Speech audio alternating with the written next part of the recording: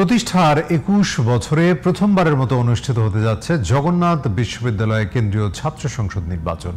এর মধ্যে গঠন করা হয়েছে ৫ সদস্যের নির্বাচন কমিশন। তারা বলছেন দ্রুতই ঘোষণা করা হবে তফসিল। নির্বাচনের খবরে উচ্ছ্বসিত শিক্ষার্থীরা। রফিক মাহমুদ জানাচ্ছেন বিস্তারিত।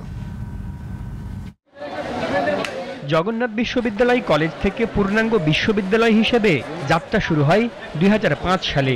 তবে প্রতিষ্ঠার ২১ বছরেও হয়নি কেন্দ্রীয় ছাত্র সংসদ নির্বাচন।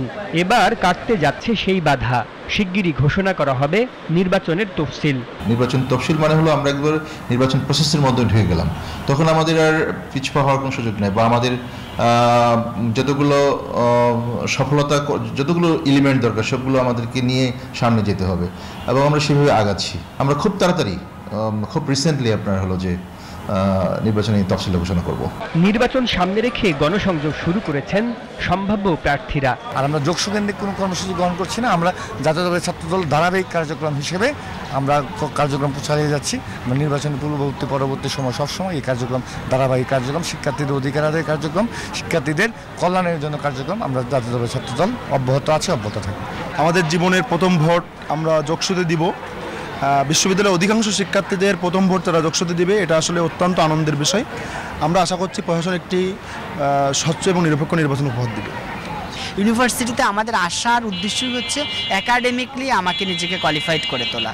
এই জায়গা থেকে আমাদের কার্যক্রমের সাথে শিক্ষার্থীদের চিন্তাভাবনা এবং শিক্ষার মূল উদ্দেশ্যের সাথে যেহেতু মিল আছে, সুতরাং আমাদেরকে শিক্ষার্থীরা অনেক বেশি ভালোবাসে, অনেক বেশি পছন্দ করে, এবং শিক্ষার্থীদের নিয়ে আমরা অনেক বেশি কাজ করতে পারি। আমি ইলেকশন করতে চাই এই জন্য যে আমি চাই আমার জগন্নাথ বিশ্ববিদ্যালয়ের প্রতিটি শিক্ষার্থী অন্য বিশ্ববিদ্যালয়ে যে সুযোগ সুবিধাগুলো পায় এখানে নিশ্চিত করতে হবে। শিক্ষার্থীরা যদি আমাদেরকে চায়, তো আমাদের জায়গা থেকে আমরা সর্বোচ্চ চেষ্টা করব। ছাত্র অধিকার পরিষদ ২০১৮ সাল থেকে ক্যাম্পাসে কিন্তু কাজ করে যাচ্ছি। নির্বাচনের আগেও কিন্তু আমরা অনেকগুলো জিনিস নিয়ে কিন্তু আমরা ইতিমধ্যে আন্দোলন সংগ্রাম করেছি।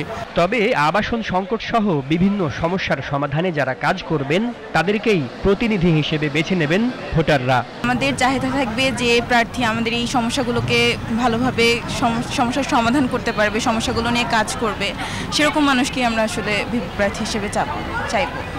তো আমাদের প্রত্যাশা থাকবে যে শিক্ষার্থীদের জন্য কল্যাণে কাজ করবে, শিক্ষার্থীদের অধিকার আদায়ে কাজ করবে, এমন প্রতিনিধি উঠে আসুক। আমাদের আবাসিক হল নেই, আমাদের ক্যাফেটেরিয়ার সুযোগ সুবিধা নেই, যথেষ্ট পরিমাণ আমাদের ক্লাসরুম নেই, আমাদের খাবারের মান অনেক খারাপ, আমাদের যাতায়াত ব্যবস্থা অনেক খারাপ। ক্লাসের মধ্যে দুইটা ভাই এসে বলতেছে যে আমরা নির্বাচনে দাঁড়িয়েছি, অবশ্যই আমাদের ভোট দিবেন।